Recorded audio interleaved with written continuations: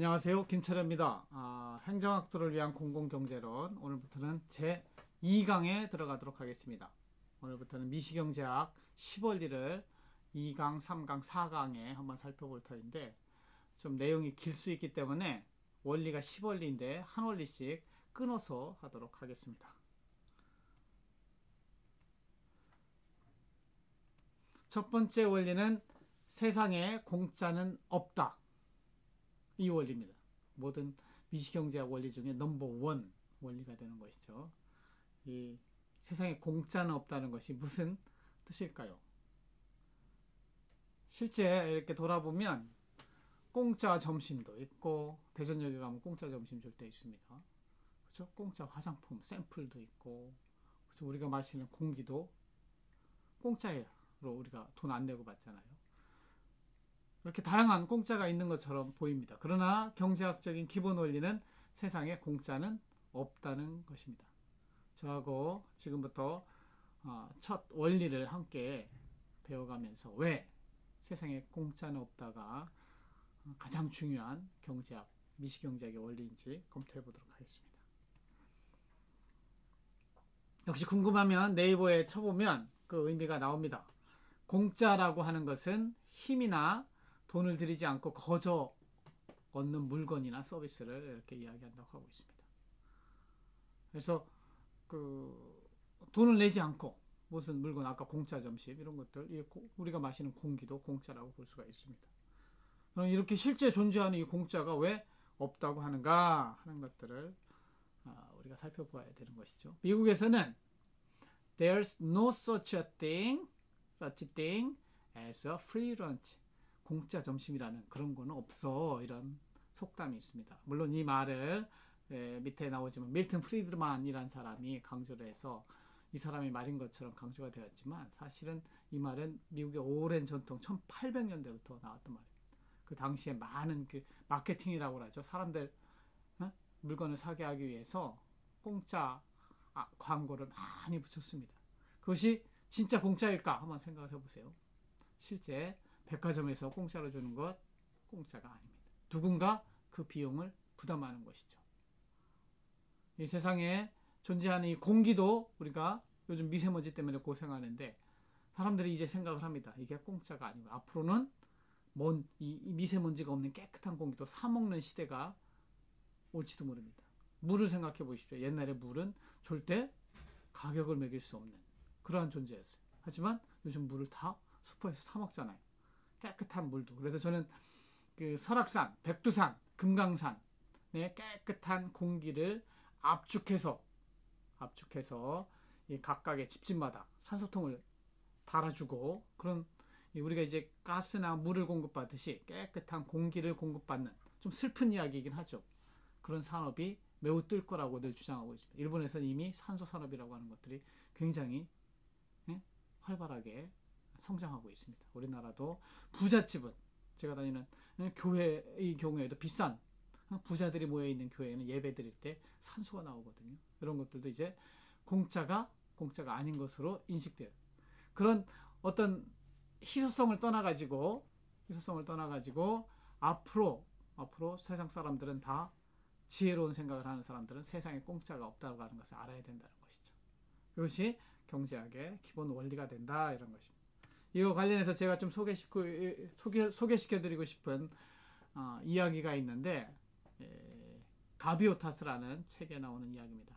알렌 와이즈만이라는 사람이, 가비오타스는 콜롬비아의 작은 작업자족을 추구하는 그런 마을의 이야기입니다. 나중에 제가 공동체 경제론을 하게 될 때는 이 책에 대한 이야기를 좀 많이 하게 될 텐데, 이 책에 이런 이야기가 나옵니다.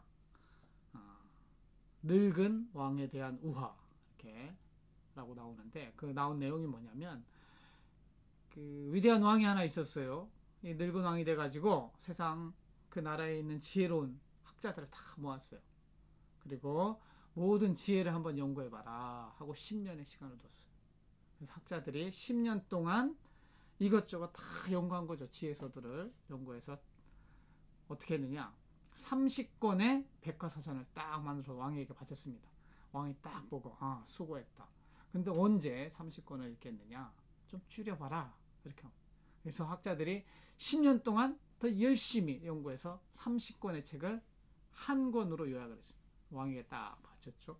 왕이 보고 수고했다. 근데 한 권 이것도 너무 무겁지 않느냐. 그래서 또 10년을 줬어요. 그래서 10년 동안 그 중에서 가장 중요한 말들을 추려가지고 한 페이지, 한 장으로 요약을 했습니다. 그걸 왕에게 딱 갖다 줬어요. 한 장인데도 왕은 이미 늙었고 내가 언제 이 한 장에 있는 내용을 다 읽느냐. 좀 더 줄여봐라. 이렇게. 그래서 학자들이 30년 동안 연구한 것을 딱 한 문장으로 줄인 그 표현이 뭐냐? 바로 There is no free lunch. 세상에 공짜는 없다. 이게 가장 지혜로운 말입니다. 하고 늙은 왕에게 보고했다는 이야기가 있습니다. 이 이야기는 다른 말로 하면 No pain, no gain. No cross, no glory. 여러분들 학생의 입장에서는 A 플러스라는 학점은 굉장히 좋은 점수죠. 그것을 얻으려면 고통을 겪어야 된다는 거예요. 다른 친구들보다 더 많은 시간 공부해야 되고, 그죠? 더 열심히 공부해야 된다는 것이죠. 우리 그 신앙생활하는 사람들의 입장에서는 no cross, no glory 이렇게 이야기를 합니다. 십자가를 지지 않고 예수님의 영광에 동참할 수 없다는 이야기죠.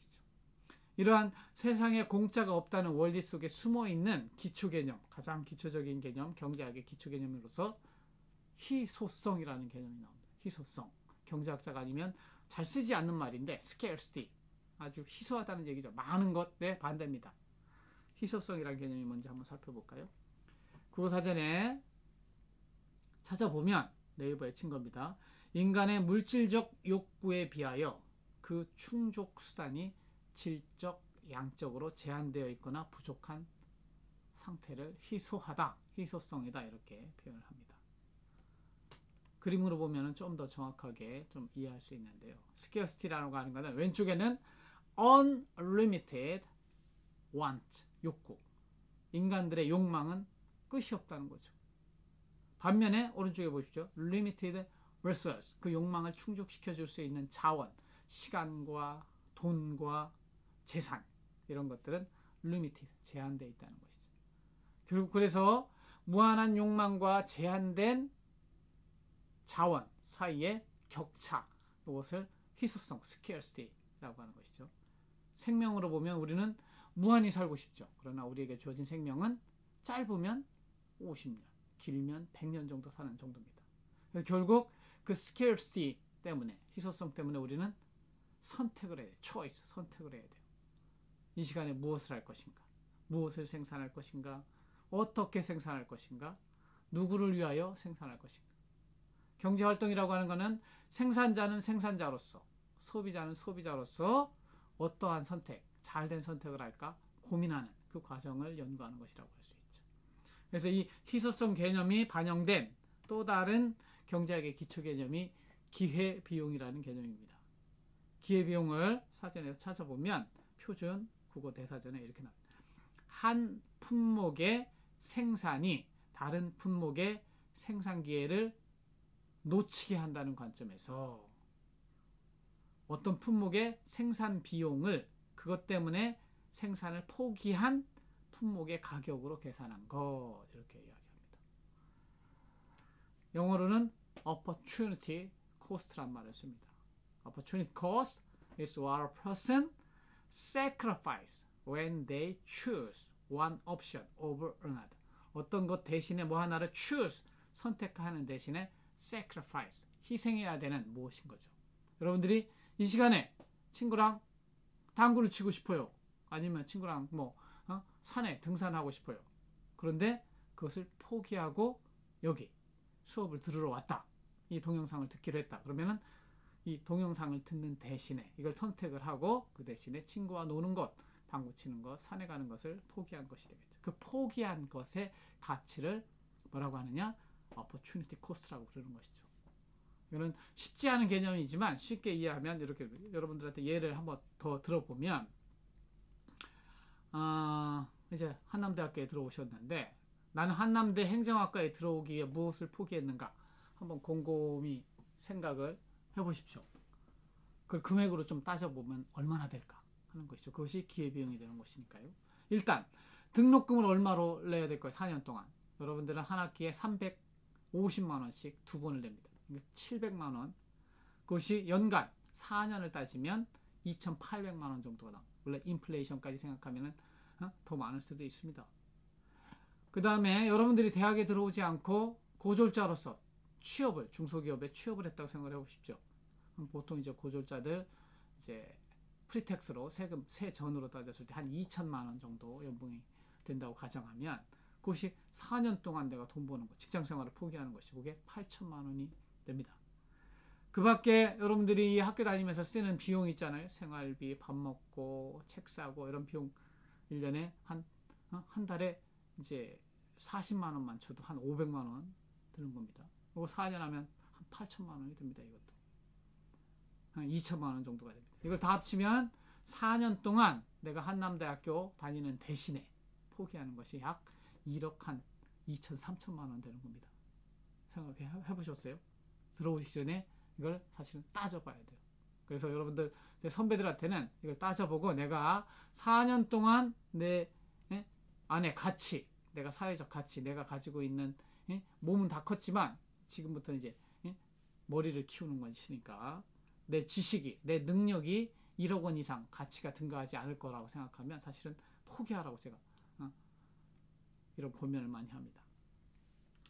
그러면 두 번째 예로 나의 부모님은 나를 낳아 기르기 위해 무엇을 포기했을까? 한번 생각을 해보십시오. 자녀 양육 비용이죠. 요즘 애들 왜 아이를 안 낳는다고 하는데 그 이유가 여기에 있습니다. 일단 여러분들이 대학교 들어오기 전까지 고등학교까지 양육비가 얼마 들까요? 이거를 연구한 학자들에 따르면 1인당 2인당 최소 한 2억 원이 든다고 합니다. 아이를 갓난아기부터 낳아가지고 갓난아기 전부터죠. 그죠? 갓난아기 전부터 임신 이후부터 들어가는 비용을 따지자면 한 가정당 2억 원이 든다는 거예요. 여러분 이제 대학에 다니죠. 대학 4년 제가 말씀드린 것처럼 1억 원 이상이 듭니다. 그럼 결국 4년제 대학을 다닌다고 생각했을 때 대학 졸업까지 한 명당 자녀를 낳아서 기르는데 들는 비용은 약 3억 원 이상이 되겠습니다. 저는 애가 몇일까요? 저는 애가 셋입니다. 애가 셋인데 한 아이당 3억 원씩 따지면 저는 9억 원. 아이들을 생각하면 9억 원의 빚이 있는 것이고 아이들이 내 재산이라고 생각하면 9억 원의 재산이 있는 것이죠. 그러나 부모들 입장에서 내가 아이를 안 낳았다. 요즘 딩크족 이야기 하잖아요. 더블 인컴, 노 키즈. 아이 안 낳고 두 배로 한번 잘 살고 싶다. 이런 사람들을 딩크족의 D-I-N-K, 딩크족이라고 하는데 그 사람들 입장에서는 제가 아이가 없었으면 9억 원을 우리 마누라랑 나의 부인이랑 크루즈도 타고 해외여행도 가고 그렇게 즐기면서 살 수 있다는 것이죠. 그런데 아이 셋을 낳음으로 인해서 그 9억 원을 포기한 것이죠. 그걸 거꾸로 생각하면 우리 아이들은 나에게 그 이상으로 소중한 존재라고 이렇게 이야기할 수 있는 것이죠. 그래서 이 세상에 인간의 활동이라고 하는 것은 최소한 경제적으로 볼 때는 선택과 선택의 이게 500원짜리 동전 이쪽이 선택이라면 이 반대쪽에는 포기가 있는 거예요. 무엇을 선택했으면 무엇인가는 포기한 것이죠. 그러한 순간에 선택의 순간에 우리가 늘 부닥치는데 그러한 상황 속에서 어떻게 하는 것이 합리적으로 올바른 행동인가를 연구하는 것이 이제 미시경제학의 기초가 되겠습니다. 그래서 세상에 공짜가 없다는 관념을 통해서 인간은 결국 선택을 해야 되고 잘된 선택을 하는 것을 좀 배우는 것이 경제학의 원리다 이렇게 생각할 수 있습니다. 그래서 이런 선택의 상황 속에서 결국 선택과 포기의 관계, 이 관계에 늘 부닥칩니다. 이걸 상충관계라고 하죠. 우리 인간은 늘 고민하는 관계, 갈등하는 관계, 이것이 선택과 포기의 상충관계라 할 수 있습니다. 이런 것들을 좀 더 전문적인 용어로 한번 살펴보면 목적함수라는 개념이 있습니다. 제가 처음 시작할 때 행복함수 이야기했잖아요. 이 행복이 목적이면 행복함수가 되는 것이고 이 목표가 효용이 목적이 되면 효용함수, 목적이 이윤이면 이윤함수, 공익이라고 생각하면 우리 행정학자들의 공익함수가 되는 것이죠. 그런 목표가 무엇인지 설정을 해야 되고 그 다음에 생각해야 될 것이 제약 조건이라는 게 있습니다. 내 선택하는데 내 선택할 수 없는 것, 변화시킬 수 없는 것인데도 나 그거 계속 하고 싶어. 이렇게 하는 것은 좀 무모한, 물론 그러한 무모한 행동도 필요합니다. 긴 계획을 통해서 우리 사회에 존재하는 제도를 바꿔야 되죠. 그러나 자연 질서 같은 것들은 바뀔 수가 없는 상황 속이죠. 그래서 제약 조건이 무엇인지를 살펴보고 이것은 내가 선택할 수 없는 거야. 포기하는 것이죠. 1차 포기해야 되겠죠. 그 다음에 선택의 기준을, 가능한 것 중에 어떤 것을 선택할 것인가에 대한 기준들을, 그것이 경제학에서는 효율성, 공평성 기준으로 이렇게 기준을 마련합니다. 그 다음에 이제 구체적인 행동을 해서 선택을 하는 것이죠. 선택을 하면 그 반대편에는 포기가 있는 것이죠. 이 시간에 저의 동영상 강의를 듣기로 선택을 했다면 다른 것들은 포기하는 것이죠. 가장 소중한 시간, 돈, 재산, 우리가 가지고 있는 자원들을 그렇게 선택하면 포기하는 이러한 과정들이 늘 반복적으로 일어나게 됩니다.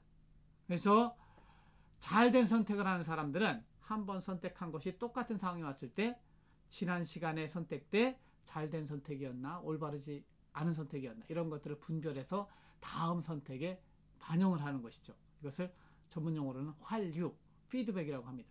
그래서 제가 행복론 강의할 때도 말씀을 드렸지만 어떤 사람이 행복하냐, 어떤 사람이 더 올바른 선택을 하느냐, 이것은 일기를 쓰는 사람입니다. 우리 한자에 일신, 우일신이란 말이 나옵니다. 매일매일 새로워진다는 것이죠. 누가 새로워질 수 있을까요?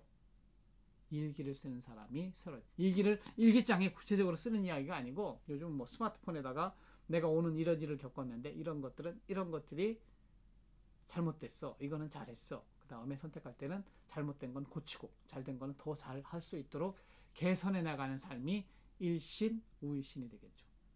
여러분들이 이 세상에 공짜가 없다는 첫 번째 원리를 통해서 이러한 것들을 좀 알아가고 실제 삶에도 적용할 수 있기를 기대합니다. 첫 번째 원리에 대한 설명을 마치도록 하겠습니다.